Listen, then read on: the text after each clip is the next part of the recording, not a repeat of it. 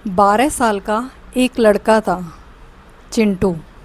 वह बहुत ही तेज़ तर्रार था, लेकिन उसमें एक बुरी आदत थी। वो हर वक्त मोबाइल में लगा रहता था। इस चीज़ से उसके मम्मी पापा दोनों ही परेशान थे, और जब वो उसको समझाते तो चिंटू उनकी एक नहीं सुनता। एक दिन कुछ अजीब हुआ। जब चिंटू मोबाइल में कार गेम खेल रहा था तो अचानक मोबाइल की स्क्रीन पर तेज़ रोशनी हुई, और देखते ही देखते उस रोशनी ने चिंटू को मोबाइल के अंदर खींच लिया। जब उसने आंखें खोली तो वह एक अजीब से जंगल में था। हर तरफ पेड़ पर मोबाइल लटक रहे थे, हर पंछी नोटिफिकेशन ट्यून गा रहा था, और ज़मीन पर मोबाइल की तारें फैली थी।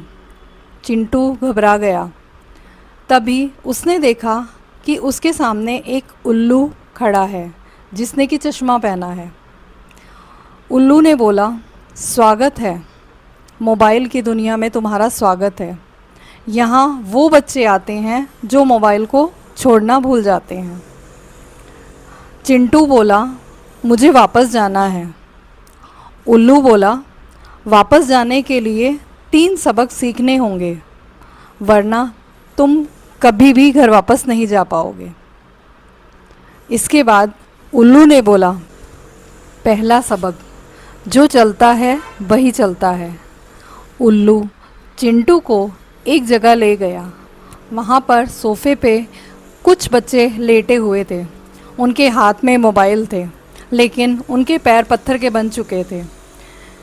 उल्लू ने बोला, ये वो बच्चे हैं जो खेलने नहीं जाते, इसीलिए इनका शरीर पत्थर का हो गया है। चिंटू समझ गया कि खेलना, दौड़ना, कूदना कितना ज़रूरी है।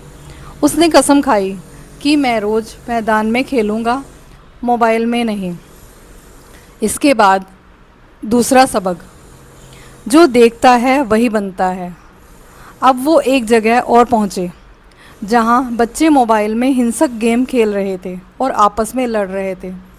उल्लू बोला, जो हिंसा स्क्रीन में देखोगे वही दिल में उतर जाएगी, तो फिर किसी के लिए प्यार कहाँ रहेगा। चिंटू ने सिर झुका लिया। उसे एहसास हुआ कि मोबाइल की वजह से वो गुस्से वाला बनता जा रहा है। चिंटू ने कहा, अब मैं अच्छी चीज़ें ही देखूँगा, कहानी पढ़ूँगा, ड्राइंग करूँगा, गाना गाऊँगा। इसके बाद तीसरा सबक, वक्त की कीमत। अंत में उल्लू उसे एक घड़ी के पास ले गया। वहाँ सैकड़ों घड़ियाँ मोबाइल के अंदर फंसी हुई थी, जो कि बंद हो चुकी थी। उल्लू ने बोला, ये वो बच्चे हैं जिन्होंने मोबाइल में अपना समय बर्बाद कर दिया है। पढ़ाई, परिवार, सपना सब पीछे रह गया है। अब चिंटू की आंखों में आंसू थे, और उसने कहा, अब मुझे वापस जाना है, मैं अपना वक्त नहीं गंवाना चाहता। अचानक से एक तेज़ रोशनी हुई। जब चिंटू की आंख खुली तो वह अपने बिस्तर पर था। उसके हाथ में मोबाइल न होकर किताबें थी। वह दौड़कर अपनी माँ के पास गया और उनके गले लगा और बोला, माँ, मैं अब सच में बदल गया हूँ, मोबाइल कम, ज़िंदगी ज़्यादा जीऊँगा। चिंटू अब हर शाम खेलने जाता, कहानियाँ पढ़ता, दोस्तों से मिलता और उनसे बातें करता। अब उसका चेहरा खिलने लगा था। स्कूल में भी अच्छे नंबर आने लगे। मम्मी पापा भी खुश थे। एक दिन स्कूल में एक नाटक था जिसका नाम था मोबाइल वाला जंगल। उसमें चिंटू ने अपनी खुद की कहानी सब बच्चों को सुनाई। कई बच्चे सुनते सुनते रो पड़े।